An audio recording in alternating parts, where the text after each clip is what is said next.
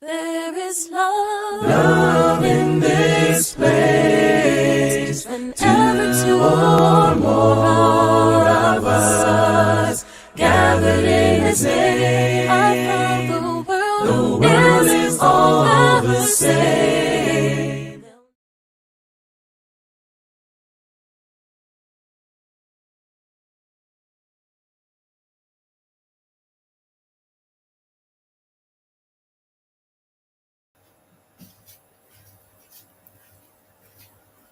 Pleasant evening, or good morning, good afternoon, good night, wherever you are joining from. Welcome to another episode of Level Up Your Marriage with Paul and Raquel Blake from out of Jamaica. And we are indeed happy to be with you another week to discuss another interesting topic on marriage and family and relationships. We hope that wherever you join from tonight, that something will be discussed that will help you to have a better relationship with your spouse or to have a better relationship overall. We are looking forward to having a good discussion tonight. Raquel, welcome. Thank you. Yes, it's good to be here once more. We are going to be talking about a very important topic. And but before we jump right in, I just want to share with our usual audience that Paul celebrated his birthday this week. So we just want to take 2 minutes or 2 seconds to say happy birthday to Paul. He's celebrating his birthday this week and all of the month of September. So, it's important that we stop to celebrate and to share in each other's milestone. So happy birthday, Mr. Blake. Thank I you. hope you're having a good week. Thank you. Thank you. Yes, I had a good birthday, a restful birthday. So one of the first birthdays I stayed at home and rested almost the entire day. And that was good. Yes, indeed, indeed. All right. So as we get into tonight's topic, we remind you that if you have a question, thank you, Giselle, thank you. If you have a question, a comment, that you can always type a question or comment in the chat, and we will respond as we go along. And remember that our email address is levelupyourmarriage Church of Christ, levelupyourmarriagecoc at gmail.com. And you can always send us an email. All right, so tonight we will be looking at the subject, why marriages are failing.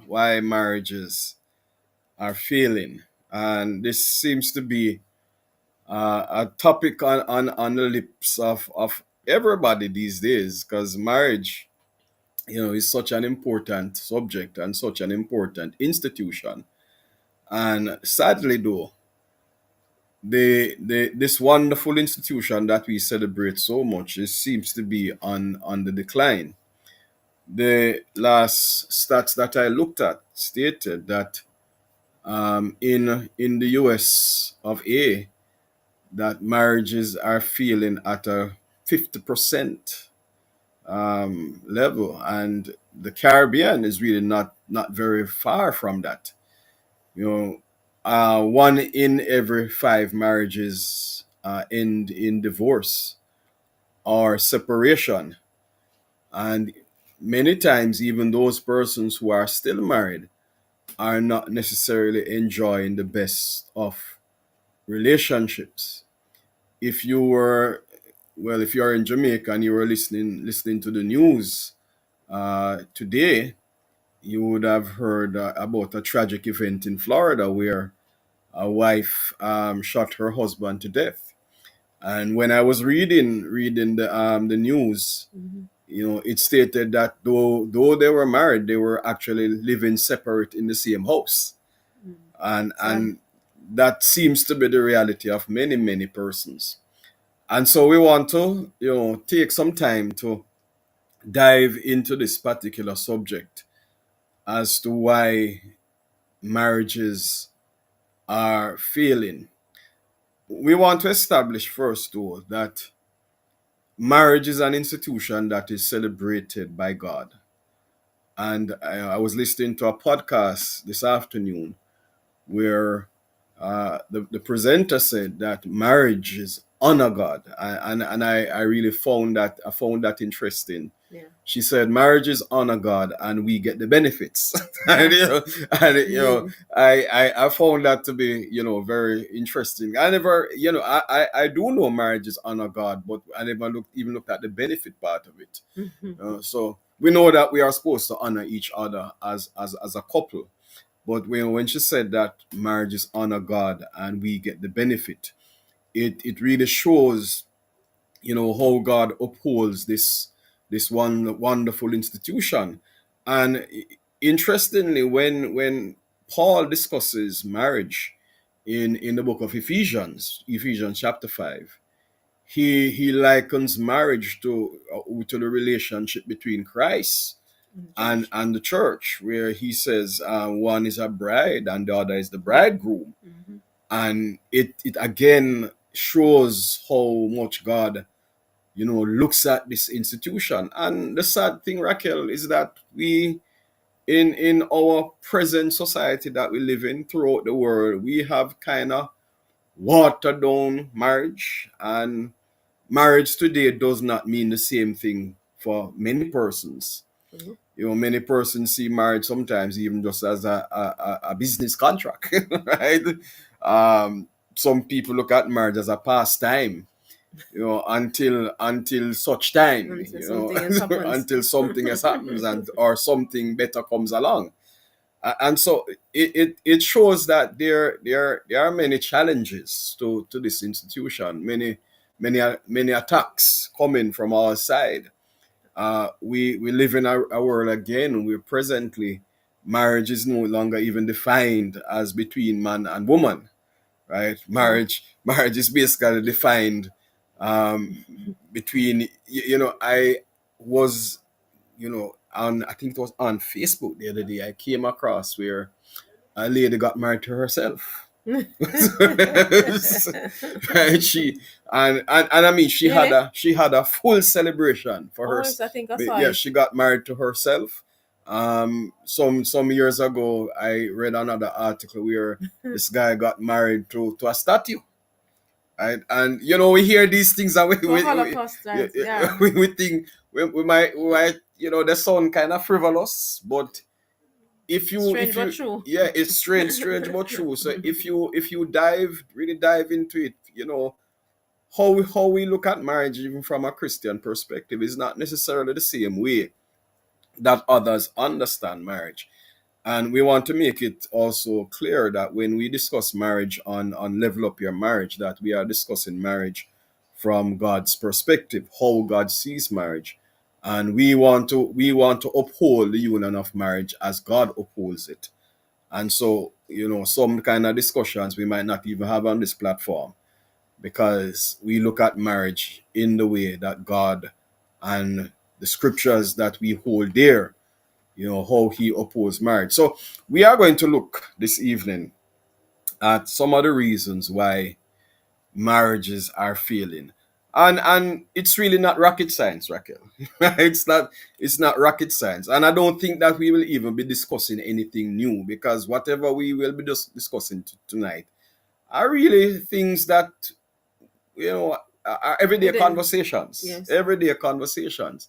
And evident to persons who are paying attention. And evident to persons who are paying attention. Yeah. And even as we discuss this particular topic, we spoke about, we would have mentioned before that both of us are counselors. And I spend a lot of time counseling couples. I spend a lot of time trying to help couples work through their different challenges in their relationships. And I find it very that none of the issues are unique, right? No matter how many couples we have counseling with, it seems that the issues are very, very similar, and sometimes even the same. And so we want to look at some of these things tonight, and see how we can help persons navigate their relationships to having better relationships with their spouses, and also with their families at large, because marriage is also an extension of the family. As when we have good marriages, we also enjoy good family life, and so we want to look at some of these things So tonight. yes, and some of the causes, and I'm sure if we do a little poll Hmm. and ask our viewers or those who are listening, what do you think are some of the factors, some of the causes as to why marriages are failing? Hmm. I'm sure communication or poor communication would be one of those things that come up. Definitely, you know definitely, definitely. because it's evident even in relationships that are Hmm. not marriages. In everyday life, poor communication definitely uh is a factor Hmm. that can have a negative impact on our relationships. But we have found, or we see that from the research and from the evidence, that poor communication is definitely one of the factors Yes, that definitely, yes, definitely. And James, in James chapter 1 verse 19, yes. James says, "My dear brothers and sisters, take note of Mm-hmm. this. Everyone should be quick to listen, Yes. slow to speak, Slow and slow to to become angry. angry." Mm-hmm.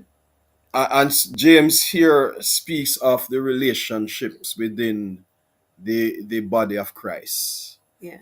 And he, implies in this passage that our speech, or the way we communicate, can cause disturbances in the body of Christ, Misunderstandings. misunderstanding, all that. And James here says that because of the tendency to have miscommunication, poor communication, lack of communication, James says we should consider our speech before.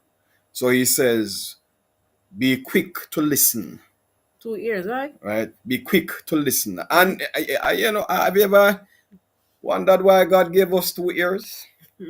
Right? 2 ears, 2 eyes, two nostrils. I was going to say two nose, but two nostrils, And one mouth. one mouth. Yeah, 2 ears. Mm-hmm. That is supposed to filter the information that we receive, takes it into the brain, and the brain helps to process and filter. But yet still, there is this element of poor communication that exists with couples. When we say poor communication, Raquel, it's not just because many times we tend to think that poor communication means lack of communication, which is also a part of it, but it's not necessarily lack of communication.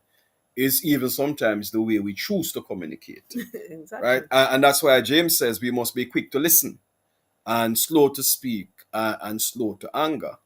So one of the major causes that we find, and the evidence is there, that poor communication is an inhibitor to a good relationship, to a good marital relationship. And James says, and I think James puts it in a very good way. He says, be quick to listen. So listening is actually the foundation of communication, Right. right? But you notice he didn't say slow to become angry first. Yes, that's right. It's He the left that order. he left that until the end. The order. He said, and Yeah, it says take note. So the yes. order, Hmm. you should take note of the order. And, Yes. as I said, Yes. quick Quick to to listen, listen, slow to to speak, speak, and and slow slow to to become become angry. angry. And so I think what James is getting at is that there is a way to listen. In order for us to have good communication, there is a particular way To to listen. listen. And in our past discussions, I think several times in our discussions on Develop Your Marriage, we would have Talk talked about about active listening, that's right. right? I heard somebody say the other day that active listening is involved listening. I've been hearing some gems, some very good gems this last week. That active listening involved well, it's involved listening. Yes. Found that interesting. So he says that we must pay attention to how we listen. And look at what he says again, Raquel. He says slow to speak. In the whole mode of communication, we are often quick to speak because we listen with the intention to respond, Yeah. right? And many times what we are responding to is not even the real truth. Not the message that is being sent. It's not the message that is being sent. And so, interestingly, James says, be slow to speak, be quick to listen, and be slow to speak. And when I look at being slow to speak, what I'm hearing from that is that we must speak only when we have processed, Correct. Definitely. right? We must speak only when we have processed. So, poor communication. Yes, Raquel. Yeah, you mentioned about, we listen to respond, but we should really listen to understand. Listen to understand. True. And true. when you have the understanding, then you can respond accordingly. Yes. And so that's why the element of being slow to speak comes into is so important, because when we are quick to listen, quick to hear, and then when you're listening, that is, you're involved, you're listening to understand, then after the message is received, after the message is understood, then you can respond accordingly. Yeah. You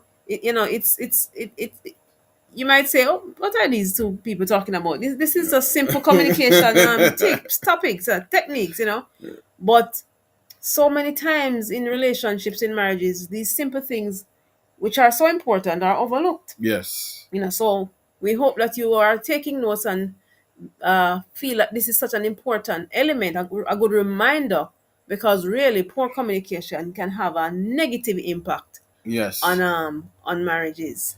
Poor communication leads to misunderstandings, and misunderstandings lead to anger. right? Misunderstandings and cause issues sometimes that we are not prepared to deal with.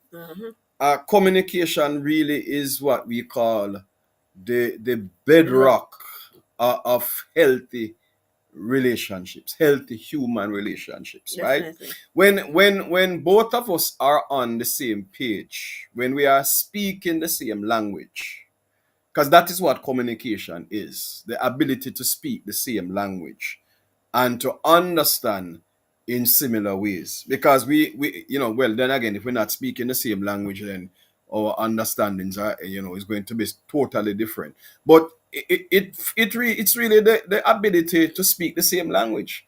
And when you look at it from the perspective of a wife and a husband, speaking the same language is a process, right? It is a process.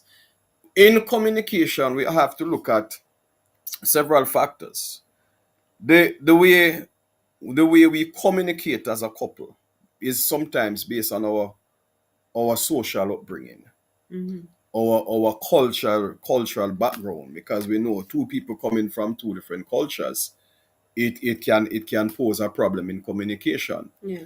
But there's also the element of male versus female, that we don't necessarily communicate the same way as male and female, right? We communicate different ways. And so to have good communication, it requires that we understand those different dynamics. Exactly. I was going to make the point that it's okay to communicate. I mean, as a female, it's okay to communicate differently from you as a male. Yes, true. But it's how God made us. Yes. That's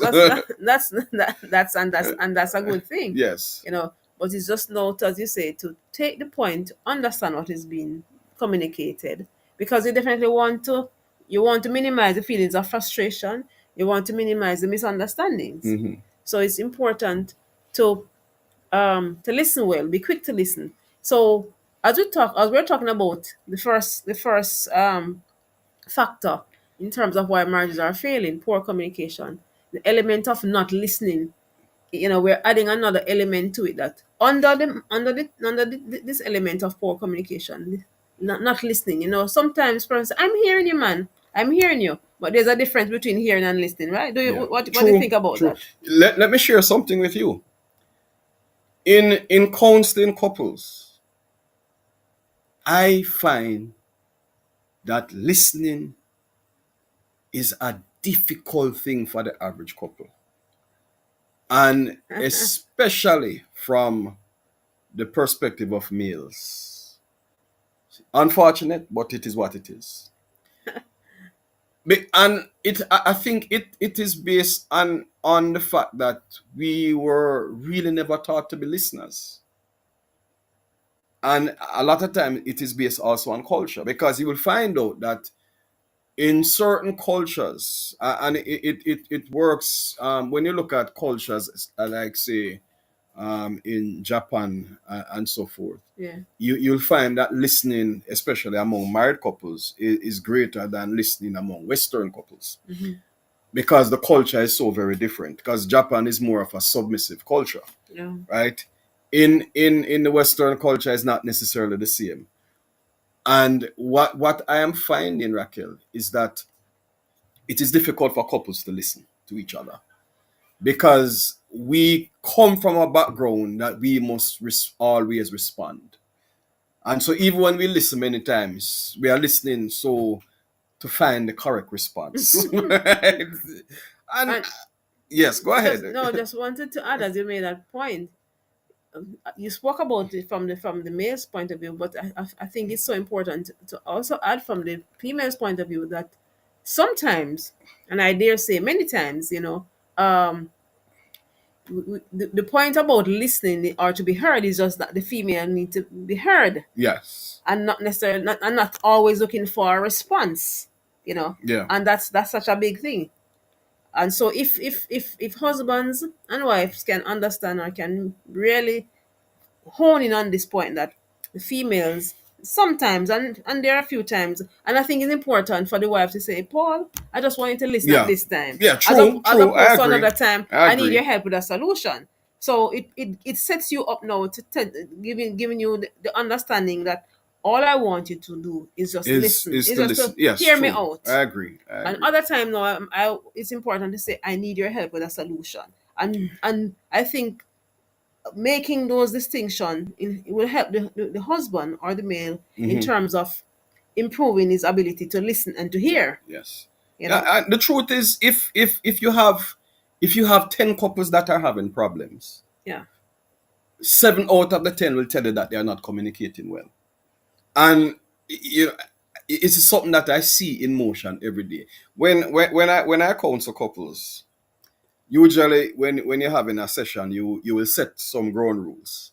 And one of the ground rules that we'll set is to tell our couples that, all right, when one person is speaking, Speaking. Hmm. the other person must listen without interrupting. It is one of the most difficult things for couples to get around. Right? Because and you go as far as saying that even if your spouse is saying something that you don't agree with, try to keep it under control, that you don't feel an urge to respond, even if it is something that is far left field and you don't agree with it, and you think that your spouse is telling a lie on you or something. Just suppress the need to respond. And I'm finding, Raquel, that it is one of the most difficult things for couples to do, male or female, right? Because we were not taught to listen, or to listen actively, Actively. or to have involved listening. And so we find now that a lot of persons are experiencing the strain of poor communication in their marriages, to the point that sometimes they just refuse to engage each other at all, because they kind of And shut know. down. They know that if they go head to head, it's Yes, gonna cause it's going more to damage. cause all kind of problems. And so the failure to listen to our spouses is something that we need to get over if we want to have good communication in our relationships. Right, and I think let us balance it. We're not saying that we're not saying the men are not good listeners. Because of course, there are times when women are not good listeners. Exactly. It It works works both both ways. It ways. works It both works both ways. ways, Yes. and so this is one of the things that as you might have persons who are thinking about marriage, Mm-hmm. and so this is a big nugget, an important nugget that they should take away. Mm-hmm. That this element of listening, of active listening, of learning to not interrupt while the other person is speaking. It's something that if you know that you're having a problem with this, then pay attention and commit to working on it, Yes, true. because True. it's by taking little steps towards growth and development personally that will make a difference as you contemplate marriage, and also as you improve your own marriage. Yes, true. you know But let us segue though, right? Because we talked about not listening, yeah. but another element of poor communication also involves not being able to express one's thoughts and feelings clearly, Or at all. or at all. Or at all. So Yeah. how are you doing? I'm all right. And all right or okay, those one syllable responses that usually get people miserable. What do you mean fine? What do you mean okay? What you mean by okay? And we find that again, based on socialization, many of us grew up in homes where we were not is not I wouldn't even say we were not taught, we were not allowed. Really? Many of us grew up in homes, in families where we were not allowed to express our feelings or our thoughts openly. And becoming adults, we still have the same problem with our spouses of not being able to express our thoughts and our feelings. you know I guess I am tempted to talk to I'm tempted to mention the other side of it, where of course, where if you believe, or if as you reflect on yourself as an individual, Mhm. right, and you realize that in your own upbringing, in your social background and so on, you were not taught. But you see, even these principles are also important in all aspects of life, not only in marriages. Yeah. In your workplace, with your children, with your coworker, with your neighbor, with your church brothers and sisters. And so the point I want to make is that if you notice, if in being more self-aware, you are observing that, I'm not very good at listening. You find that you might have a lot of misunderstandings with your friends or with your family. Then be proactive. Yeah. Do something about it. Do some reading. There's a lot of information online. There are books. There are coaches. There are counselors. So if you find, I'm putting this out in terms of as a personal growth, something as a personal growth that somebody, Mhm. if you find that you don't listen well, if you find that you have a lot of misunderstanding, and in looking back or reflecting, you realize that I might have a challenge with this, Mhm. then I am challenged. I'm putting it out there that you do something about it, so that you Exactly. so that you can help to enhance your relationship if you're married, and if you're not yet married, then it will make a difference in all your other relationships as you prepare to get Yeah. married. Do you And think that's yeah, reasonable? yeah, true. Because I can speak from a personal place, because in being able to express thoughts and feelings, one of the things that you have to unlearn a lot of things, True. and so many times you have to unlearn how you were socialized. True. And especially there is also the stereotype of how we view males a lot of time, that males just don't speak, and that is not necessarily That's not true. true. Right? And And that so and that females will always have yes, and always so on top of it and speaking so a a lot. lot of times there is almost an expectation that males just don't know how to express feelings and thoughts, and that's not necessarily true. Yeah. That's kind of a broad brush, a broad brush, and this a lot of times will inhibit relationships also, right? It is almost as if you are going into the relationship expecting that your spouse will not will not be able to express his thoughts and feelings. So what you have done actually is you have built a wall already, Right. right? And Without even seeking to get information. and you miss out on opportunities for and for a and real good, you miss out on real good opportunities, right? relationship that can happen from there. And I think it is a beautiful thing when couples are able to express how they feel and what they are thinking about, that place of vulnerability. And I think that a lot of times, especially for males, we look at being able to express thoughts and feelings as a sign of weakness, when we become vulnerable, and that is really not true.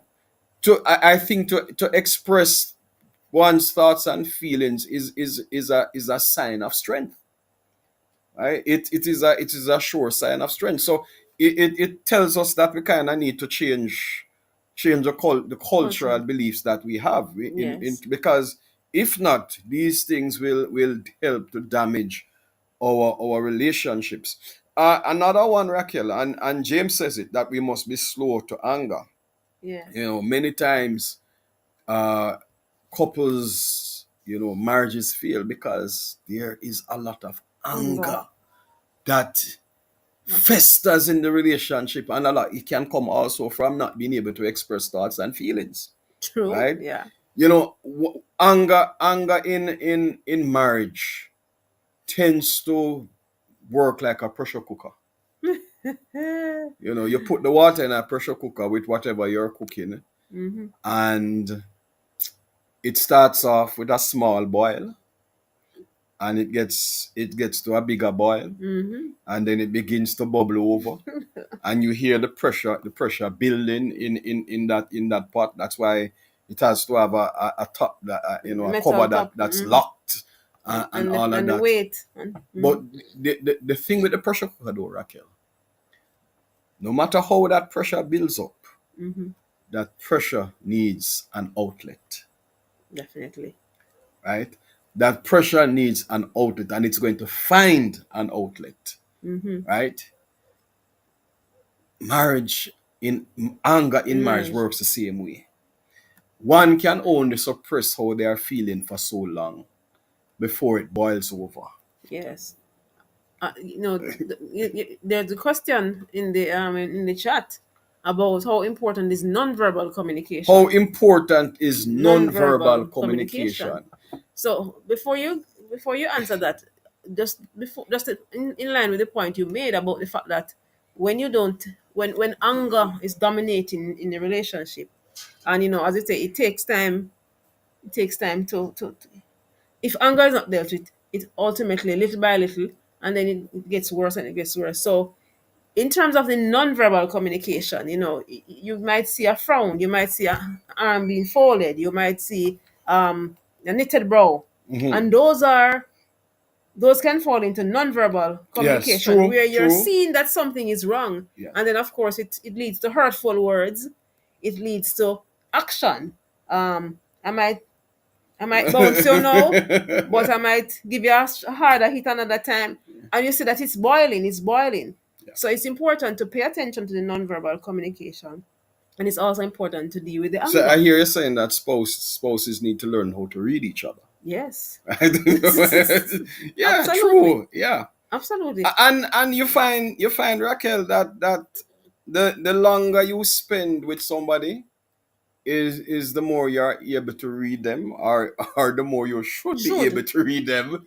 But non-verbal communication is important, very, very important. But it's not useful if you do not learn how to read your spouse. Right. And I think also that spouses, that this element too is something that spouses should talk about. Mm-hmm. That if the nonverbal communication can work against and Yes, can work and it and can work work for, for. yeah. Right. So it's important that when things are going good, when both husband and wife are in a good mood and so on, then they can work through them and talk about these nonverbal communication, so that Yeah. they can use it to their advantage. So Yes. if I'm feeling angry, if I'm feeling uncomfortable, I should be able to have whatever we agree, so that you can know that I'm feeling angry, or I'm Yes, feeling yes, upset. So when I do that non-verbal action, when I do whatever that non-verbal cue that I give you, you can have some insight. Okay, it's time to go home, or it's time for me to stop talking, yes, or it's yes. time Yeah, true, very true. to give her some space. But And it's important also that after you have calmed down and so on, to deal with it, to to deal with it. verbalize it, and now Yes, move yes, from I agree. non-verbal to verbal. I agree. You know, And I think it's also important, Raquel, in having the discussion so that you don't make assumptions. true. Because even in non-verbal communication, if you don't have the discussion, you can actually read an emotion on your spouse that is not Not there. true, True. Yeah. right? Because your take for instance, your spouse is silent, and you assume that because your spouse is silent that they must be angry. It could be that they just need some silent time, and it might not Sometimes. have anything to do with you. Yeah. And you may assume that because your spouse is silent that they are angry, and you might end up having an argument that is unwarranted because you have no projected your assumption upon your spouse. So it is important to have the discussion, and that's why in communication the talk is important, right? At the heart of communicating is the ability to talk, to To express, verbalize, to to express, verbalize, to get it right? out, To get it out, but not right? not out in anger though. Not out, but James says it. James says, "Be Yes. slow to anger," Yeah. right? Yeah. And James is not suggesting that that anger is warranted, right? As a matter of fact, if I look carefully at what James says, anger should actually be the last resort. We should communicate in such a way that there is actually no need for anger, No, because right? right, either But if you do get angry, angry. it must come to it slowly. And I believe why James says that you must be slow to anger is that it gives you time to process. So by the time Time to you think and by, calm down. by the time you would have become angry, you would have had some amount of calm, right? Yes. And so that Yes. Yes. that Yes. Yes. is very, very important. So slow to anger. Anger really is what dominates a whole lot of marriages today. Spouses are angry with each other because there is no outlet for emotions, there's no outlet for feelings, there is no conversation taking place. We are so caught up with our everyday affairs, the hustle and bustle of life. And so sometimes we don't give our spouses the time that they need to express themselves, and that in itself leads to anger. So how, as we talk, as you mentioned that when one partner doesn't give another partner the opportunity to express, Mhm. as a counselor, Mhm. how would you suggest that somebody handles that? Handle what? You Repeat you the made the question. point. You made the point just a while ago that Mhm. a spouse, a partner might not give the other spouse or the other partner a chance to express Oh, okay. themselves. They feel Yes. that if I start to express myself, I'll not, all the things we're talking about here. You not listen. You're gonna interrupt me. One of the first places I How do you start, address one that? of the first places I start, Raquel, is to ask the spouse, the person that is guilty of not giving the other person the time, is really to put yourself in your spouse's shoe, Hmm.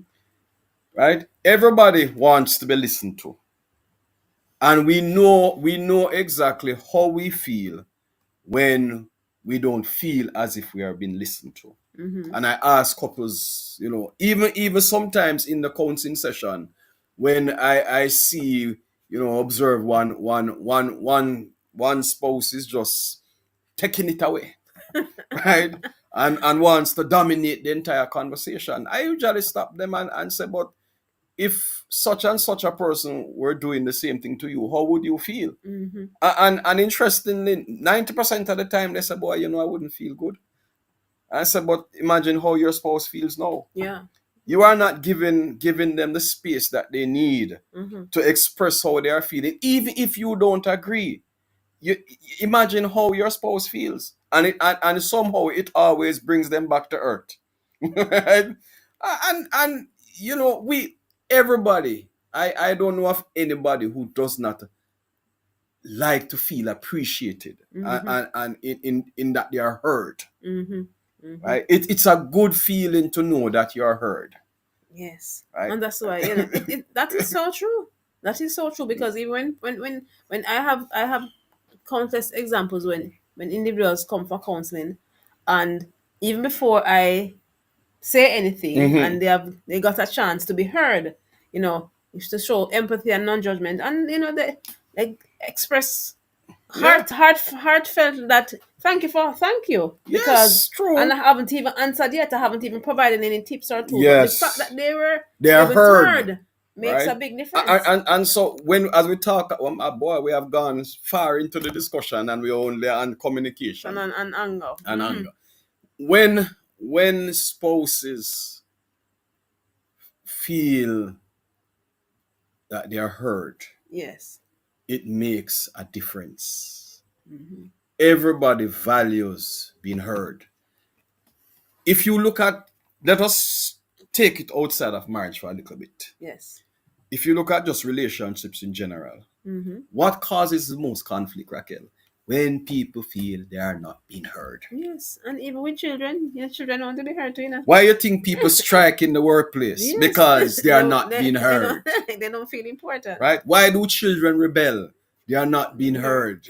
Mm-hmm. Everywhere you look across the board in terms of how relationships deteriorate, Mm-hmm. it really comes down to not being heard, because when I'm not heard, I feel as if I'm not being appreciated. Mm-hmm. I feel as if I'm not valued. Not important. I feel dehumanized. Mm-hmm. Right? And when if you speak to couples who are having communication problems, the number one thing they will tell you, I am not being heard. All right. All right. I hear you, sir. I hear you, sir. So before we move to the next point, I want to put a challenge out there to all of the couples and individuals who are listening. You know, I'm putting out the challenge that even before the program ends, you would commit to listening, you would commit to giving your chance, you're giving your spouse a chance to speak, to ask, to inquire, to say, bring it on. I want to hear you. I'm Yes. listening. Let's make time for this. Let's make time to talk to each other. Let's make time to and the spouse might look at you weird. Yes. Are you feeling okay? Is that Yes. you? True. Yes. But the idea is that when you do it, the benefits that you spoke about earlier, Yes. it benefits are great. In the training that we do for JMB, one of the principles that we use, especially whenever we come together in having a discussion, and I think this principle is wonderful in looking at All relationships. right, tell me about it. Clear the space. Meaning what? Tell me That about that.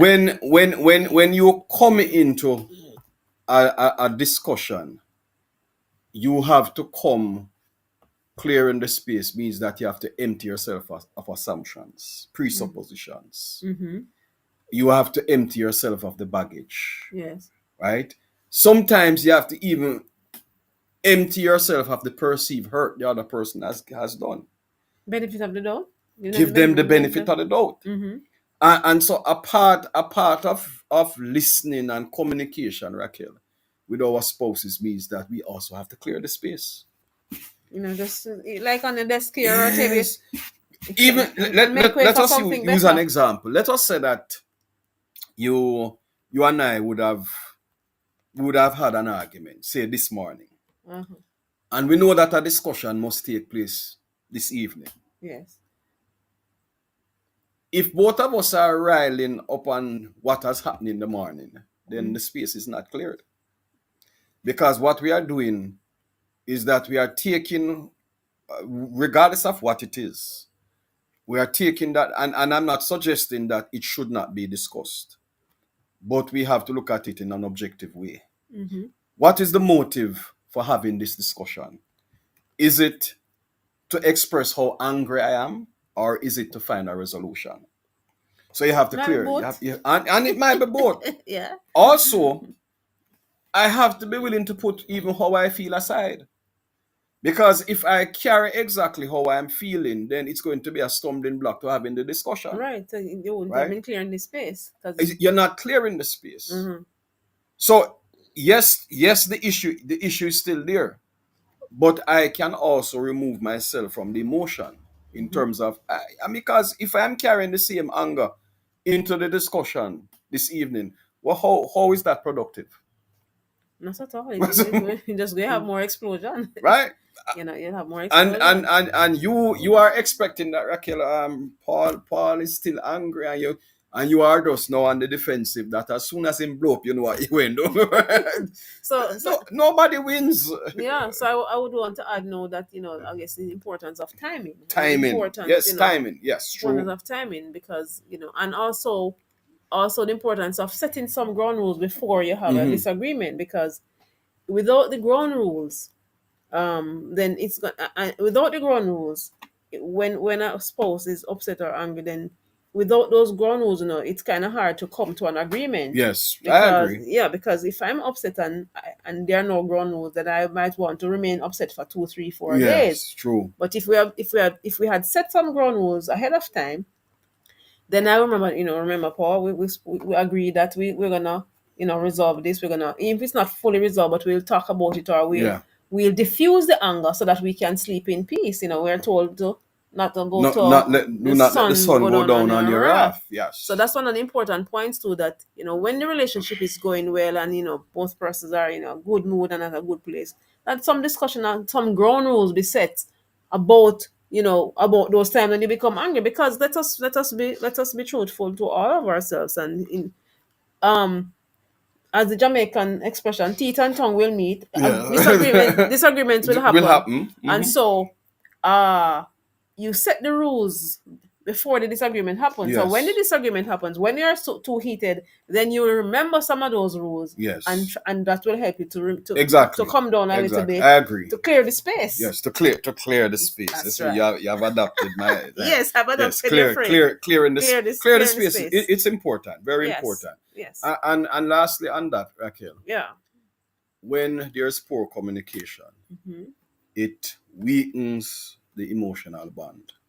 The bond that you should be building becomes weakened. True.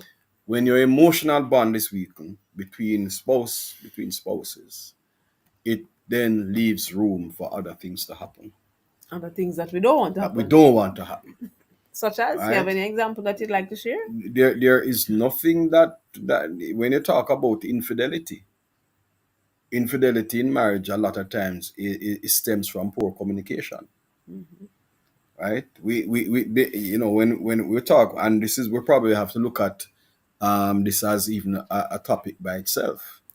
But we know that in marriages, in relationships, for the most part, when infidelity takes place, the infidelity is not the problem. The infidelity is actually the end result of something else That has been brewing for a long unresolved. time. And if those things were addressed, it's likely that infidelity would not have taken place. And so we have to look at strengthening our emotional bonds. Right? Because when these bonds are weakened, it opens the door for other issues to creep in. And sometimes these issues are sometimes even beyond repair. So you talk about strengthening these emotional bonds. I'm sure we're gonna get to it, but would you want to say at this time, one or two things that couples can do to strengthen their emotional bonds? Set aside time for conversation. That's one of the simple ones. You see, here is it, Raquel. We take it for granted that if you're not dumb, you can't talk. Everybody can talk as long as your mouth is working with your brain. You can talk. Right. But talking don't mean you're having a conversation.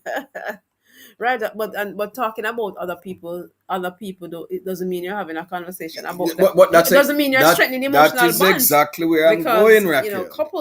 couples possibly talk about they have conversation. They talk about In other people, the- but do they what talk we about call it circular conversations. right? So there is a conversation taking place, but it's a circular conversation, which Right. involves what happened at work, what happened at school, With the pets, what happened with the pets, and children. the bills that are to be paid, the friends that don't like you anymore, The faucet not working. the faucet not working. So there's a lot of circular conversation. Yeah. But there's no conversation about us taking place. And you know, we call it, you know, there is no yeah, I'm trying to remember the term that you always use. Can't remember it. Which one is that? But there is no deep connection, right? And we have to be careful how we use these kind of terms in Raquel, because sometimes we talk about deep connection. People, then it's how deep you have to go. But we're talking about but emotional bonds. it's really to have conversation, Right, and have conversation about the sport, Yeah. about the marriage, about the individuals, Yeah. you know, because you know the future about how you feel. about how you feel, about what's going good, what's not going good, and because of it's easier said than done, because True. and that's why many people come to marriage, come to counseling, and that's why persons, even without coming to counseling, they have the struggle. Yeah, you know, true. because it's apparently easier said than done. And so you talk about strengthening the emotional bonds. So that sounds as if, although it's said, although it's verbalized, you know, it might not be as easy to do.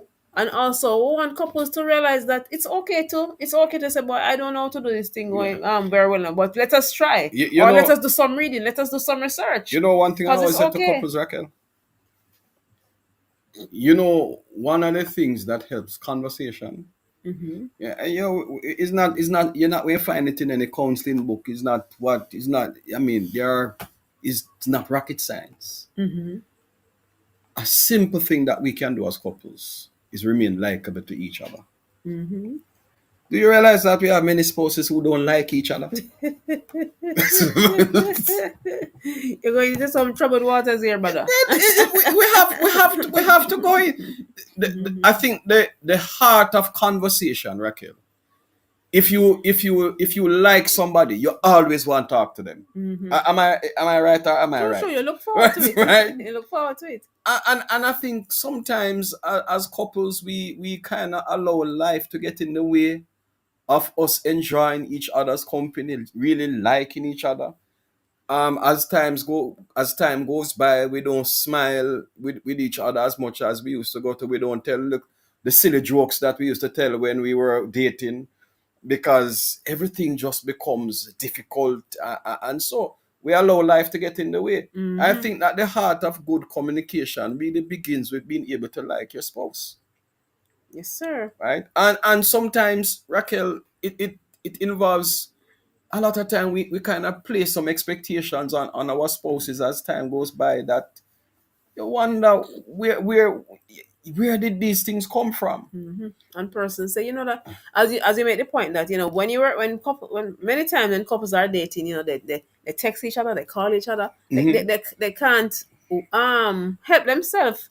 They like you and they want to be around, they want to talk, but as when they get married now, all of that stuff. Yeah, and you know, I just imagine, you know, from time to time I come across these ridiculous videos on Facebook or Instagram, and you know, I find something on Instagram, and I just sit down in my office and have a good laugh, and I say, you know, let me take up this. I said it to Raquel, and while I'm sending it to you, I am praying that you're not in the middle of a meeting and this thing comes in on your phone, but these are some of the things that make life what it is. That these are some of the things that enable us to have good conversation. These are some of the things that enable us to communicate with our spouses. So it's not what we find in the marriage manual, right? It's not what you get in the counselor's office. Even though all of those things are important. But it is really paying attention to sometimes what we call the insignificant details. And I strongly believe that if spouses get back to really liking each other, if we check across the board, Raquel, couples who do well in their marriages like each other.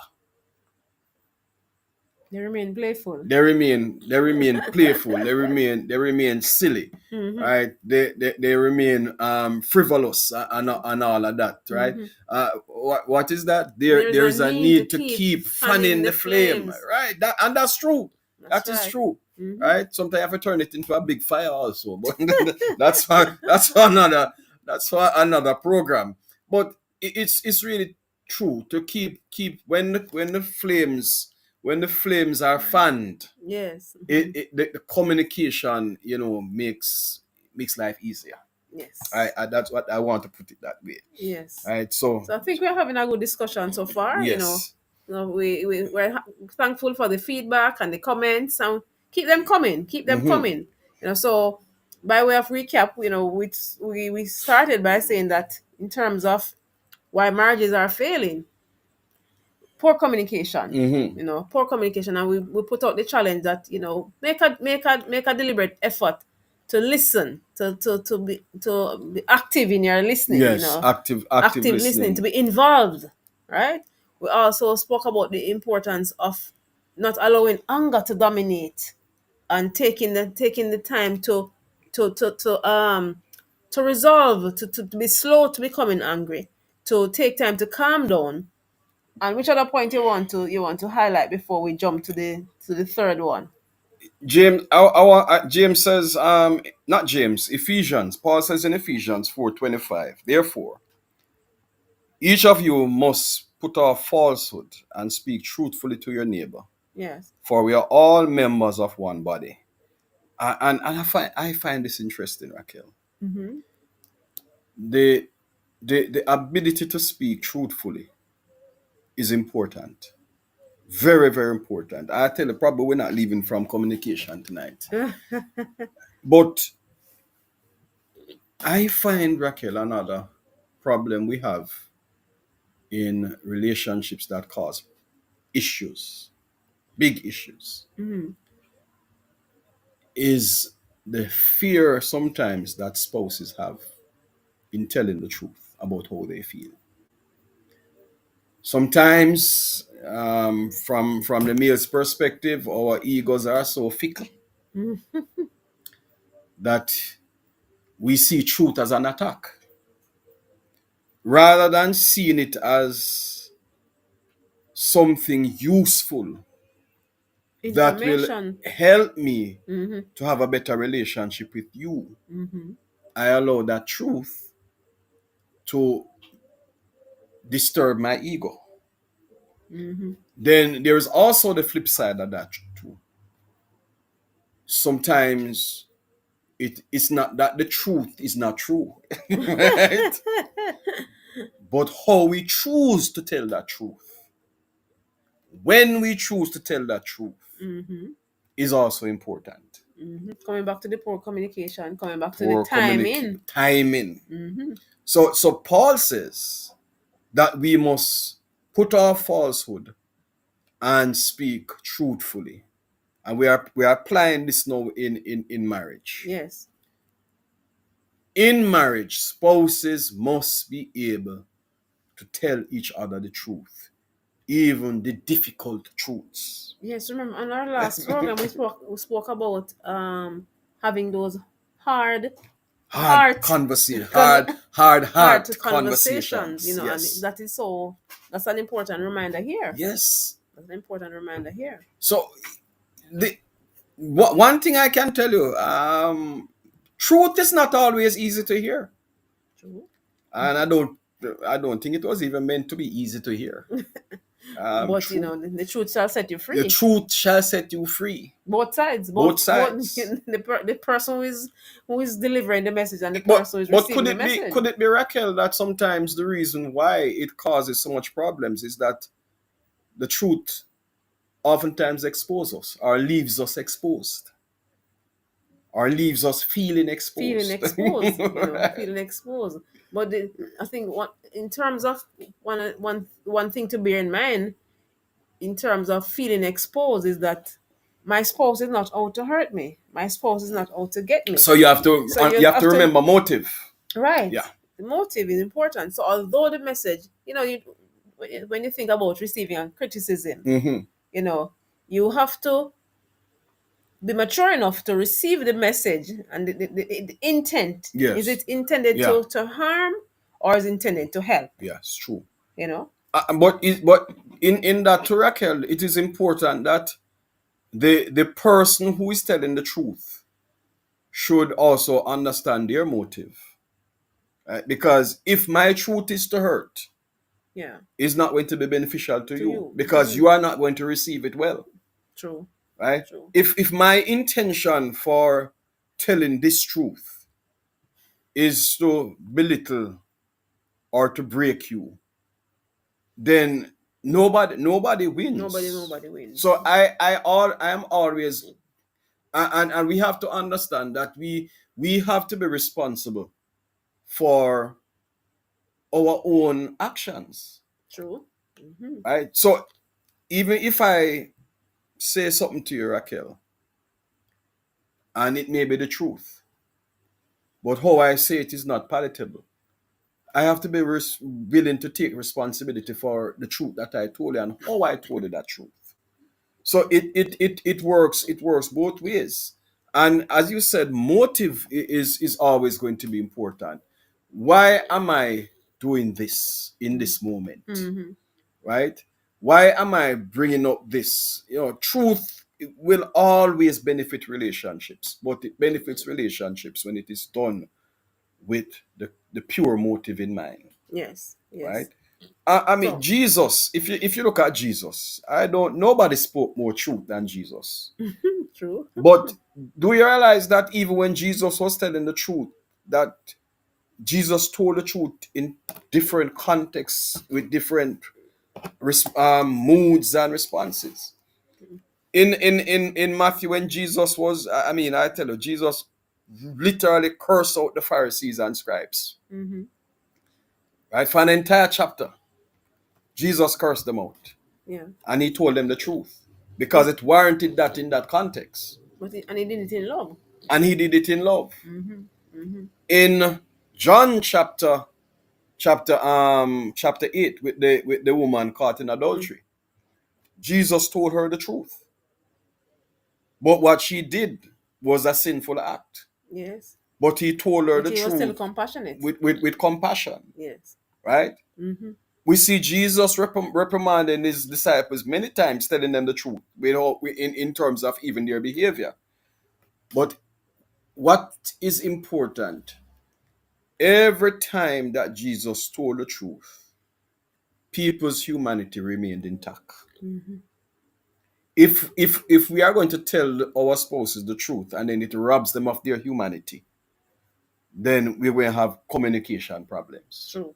And we won't get anywhere fast. Exactly. And so, while you were speaking, the Bible verse, Proverbs 15, verse 1, Mm-hmm. it says, a soft answer turneth away a rod. But it applies in both cases, where when if I'm the one delivering a hard truth, a truth that is hard to hear, a message that is, that might rub your corner or irritate or mess with your ego and so on, it's important that the element of love, the correct timing, seeking to understand, being slow to becoming angry, asking rather than assuming, ask question. Yes. All of those things will make a positive impact in my delivery Yes. of a hard message or a That's hard right. truth. Yes. So But it's Paul in Colossians, Paul says, let your speech be seasoned with salt. Yes, definitely. I like the fact that he used salt, and you know, when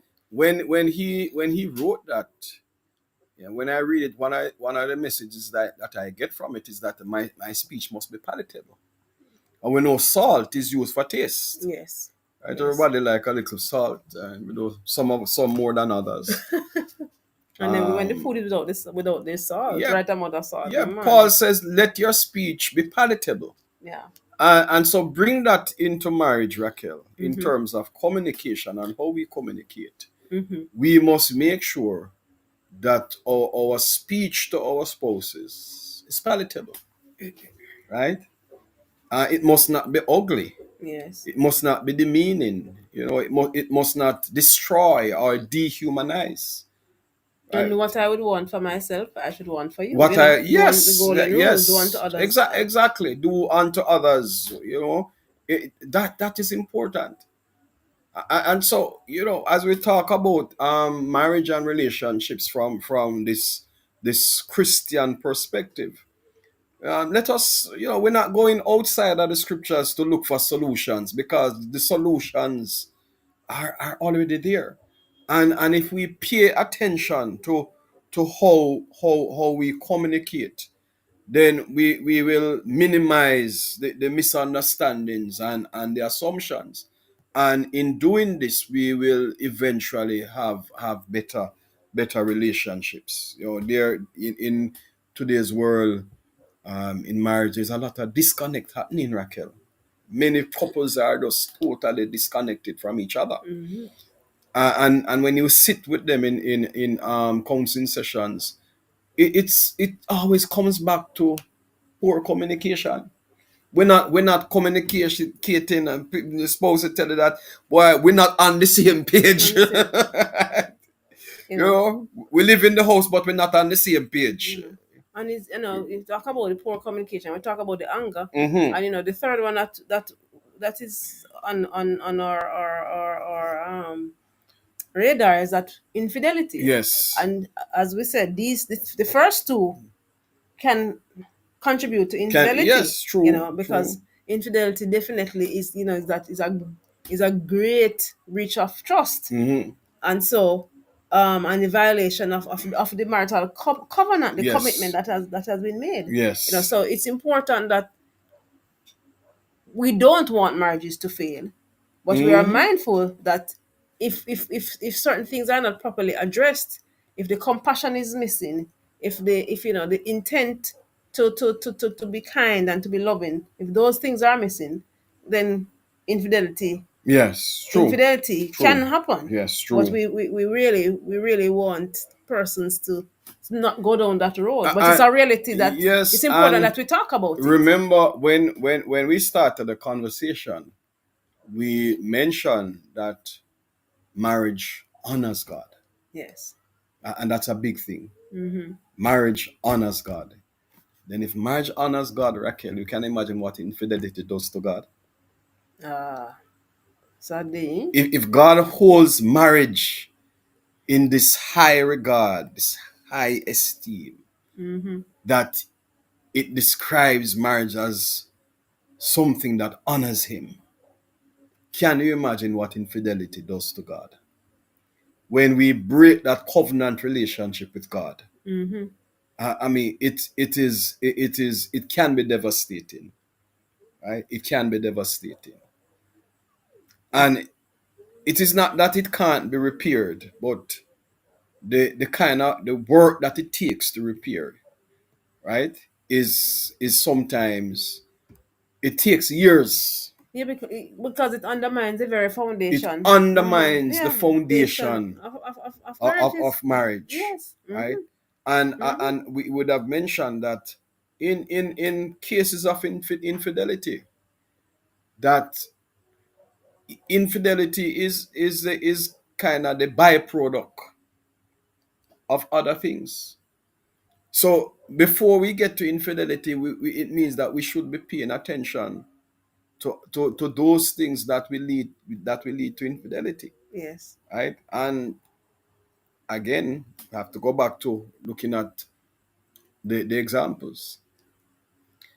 when you have spouses who don't feel heard, valued, and appreciated, Yeah. it opens the door for infidelity. Why? Because we are all human beings and we are searching for love and Sense. acceptance. Mm-hmm. That's who we are. That's how God made us. When God made Adam, God said it is not good for man to be Yeah. alone. True. When God made man, God realized that man needed companionship. Man needed to share his life with somebody else, Mm-hmm. right? And when God made Eve, and Adam looked at Eve, Adam says, "Bone of my bone and flesh of my So, flesh." whoa, Here, man. here is somebody that looks like me. Wow. And so God instructed them to live in harmony Harmony. Mm-hmm. with each other. So that is how we are created. And so and as a matter of fact, the Bible says, "Therefore shall a man leave his mother and father Father and and cleave cleave unto to his his wife. wife, and the two shall become Become one. one." Yeah. That oneness is important. Mm-hmm. And in that oneness, it means that we are supposed to be looking out for each Each other, other. looking after the welfare of each other, spiritually, emotionally, physically, sexually, all of that, Mentally too. mentally, Mm-hmm. right? So when we break that covenant, or when we don't pay attention to the stuff that God wants us to pay attention to, then we are opening the door for other things. And those things are the things oftentimes that we can't control. Yes. That will take And to years repair to and the repair. devastating effect. And we know that, as counselors, we find, Raquel, that um, we can counsel through the poor communication and get people to having harmony in their marriages. You can counsel through the anger. We can counsel through the anger and get people to a place where they experience harmony in their marriage. But infidelity is one of the most difficult things to counsel through. True. Because not only does it dishonor God, but it breaks Breaks the trust. trust. Exactly. And we know in relationships, when trust is broken, Mm-hmm. it is not one of the easiest things to repair. Mm-hmm. It is not that trust, Raquel, it doesn't take 6 months to repair. It don't take a year. Lifetime. We know people who have gone through this in their marriages, and 5, 6, 7, 8, 10 years The rest down of the their line, they are life. still Yeah. dealing with it, Is the betrayal. right? Because there's the lack of trust, and there's the betrayal, Mm-hmm. and all of that, and it takes time to repair. And I want to add that infidelity affects everybody in the family, not It only not not only one the two spouse, not individuals, only the it two affects individuals, everybody, body. Mm-hmm. right? And another thing, and I think we'll probably pick it up in the next discussion, Raquel, Yeah. that there a lot of times we tend to think that infidelity only occurs when there is sexual contact outside of the marriage. Mm-hmm. But that's not necessarily true. That's not the That's not only the only aspect of infidelity, infidelity. Right. Correct. right? Mm-hmm. Because there's also emotional infidelity, and sometimes emotional infidelity can do more damage than even the physical one, right? It's a Because big topic. when one is emotionally tied to somebody else outside of their spouse, that sense of betrayal, Yeah. boy, is because you are giving to somebody else what you should be giving to To your your spouse. spouse, Yeah. True. right? So it's a discussion we need to have. I don't want to open that can of worms tonight, Oh, because I want this to be a discussion that we can really really dive into, to looking at it, because the truth is, Raquel, infidelity is the kind of world that we live in, and how people view marriage nowadays. Why, it's almost as if people expect that infidelity is a given, and that's not so. Yeah. right? That's far from it. That's far from it true, because it is so dangerous. Exactly. It has such a damning effect. And You know. when we have people enter into a marriage relationship expecting that at some point in time one person is going to be unfaithful, it's a very sad thing. Mm-hmm. Mm-hmm. I mean, as you know, I am, along with being a marriage counselor, I am also a marriage officer, and I mean, I am having the challenges with couples, uh, trying to express to them the need of being faithful to one To another. other. And you have people who literally tell you that, boy, faithfulness only go as far as them can see. A sad state, eh? And it just shows you Sad state. that we have, devalued the institution of marriage. We no longer look at marriage the way that God looks at marriage and upholds this institution. It is still a wonderful institution, right? And and and it's an institution that persons can remain pure and It chaste. is, And yes. Let us, make have to that make that disclaimer. point. Yes, it Have to is. make that point. It is. You know. Right? The cynicism that people have about marriage today is a tool of the devil. Let's put it that way. True. That's true. The That's true. cynicism that people have towards marriage is a tool, of the devil. It is something that the devil is using to destroy the very fabric of family life. Right? Because Indeed. if you destroy marriage, you destroy family. Right? And that is important. And the devil is using this particular tool where you talk to people today about marriage, and the cynicism that you get is sometimes so very discouraging, and they just tell that people just don't see marriage as being important. As an honorable thing. As a matter of fact, people look at marriage sometimes as well, the institution is more like a prison that that Wow. you ought not to get into, and is another tool of the devil, It's another lie. It's right? another lie. Yes. And so, as we have these discussions on level up your marriage, very important discussions, and we want to impress upon people that the institution of marriage is wonderful. It's to Amen. be celebrated. Amen. Amen. Right? Raquel and I have been married 17 years this year, Yes. and we have had challenges like everybody else. Because when you put two people like us together who come from two different backgrounds and with all kinds of personality, you have to get to know each other to live together. Mm-hmm. But it works, Yeah. and it is working. And you have to have a willingness. And you have to have a willingness, To have a willingness. right? We committed to each other a long time that, guess what? We don't have anywhere going in. So it might as well we learn to live with each other.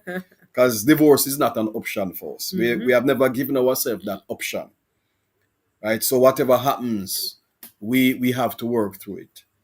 And we have been living testimony that marriage works because we have been doing it for 17 years. Yes. And with the help of the Lord, With we the shall help of the continue Lord. to do it, Right?